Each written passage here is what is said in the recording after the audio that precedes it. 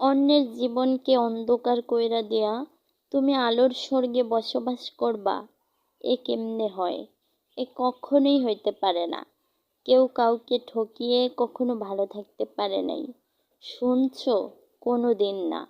আজ যারে তুমি ঠকাইছো, কালকে এর থেকে শক্তিমান মানুষ তোমারে ঠকাইব। এটাই হইল নিয়তির বিচার। বুঝলা? আজ মানুষরে ঠকাইছো, কাল ঠকাইছো, ভাবতেছো পার পেয়ে গেছো। কিছুই হইব না তোমার।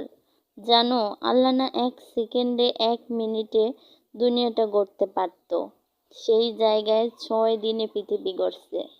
আল্লাহ না ধৈর্যশীল, সে কখনো তাড়াহুড়া কাজ পছন্দ করে না।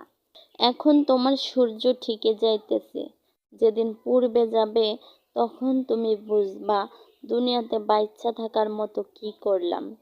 জীবনে শুধরাও, নয়তো জীবনটাকে